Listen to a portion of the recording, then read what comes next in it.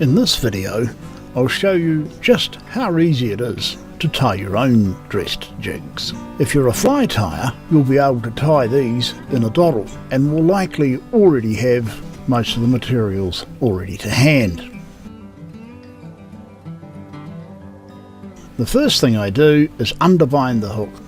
I'm tying the rabbit pelt on in the typical Matuka style. This simply holds it in place and prevents it from wrapping around the barb.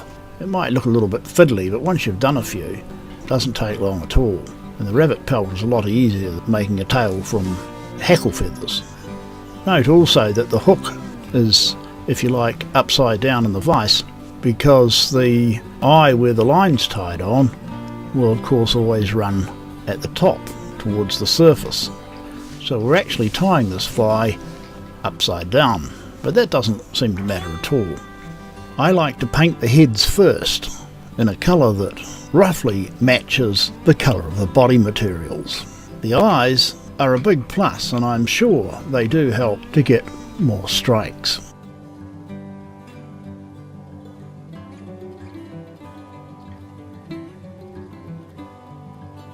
After you've bound the hook, apply plenty of head cement to create a good solid base to wrap the body around. In this case, I'm wrapping Estes to form a body. This is grey Estes. Estes has got a nice sparkle to it, which I like, but you could also use chenille, diamond braid, mylar. You could even use just wool for the body.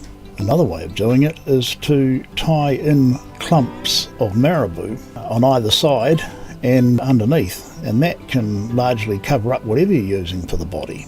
But you don't really need any body materials in that case. Be sure to tie on the rabbit pelt so there's no chance of it coming loose.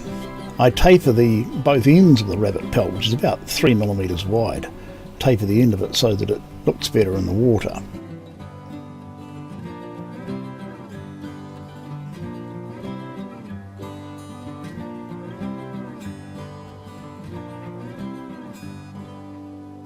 As far as the heads go, I coat mine with nail polish that you can get fairly inexpensively from places like the $2 shop, and it comes in a massive array of colours, and each little bottle is enough to do dozens and dozens of jig heads.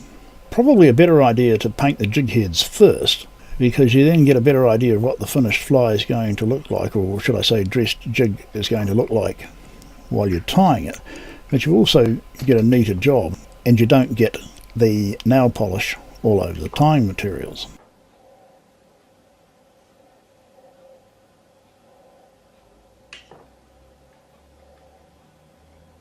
Again, use plenty of thread and plenty of cement to make this a really strong dress jig.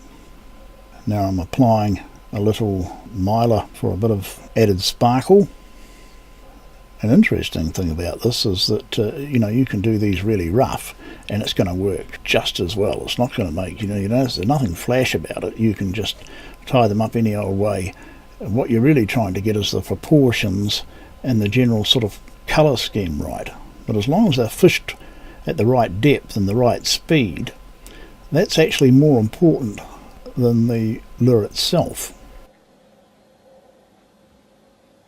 I'm adding fluorescent aurora skirt. This stuff glows in the dark really brightly, so you only need quite a small amount of it. It'll light up and stay lit up for quite some time with your torch or camera flash.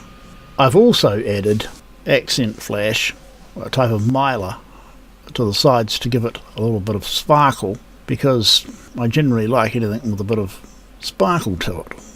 Finally, the last item I'm using here is a grey hackle, and this is wrapped around the hook just behind the head.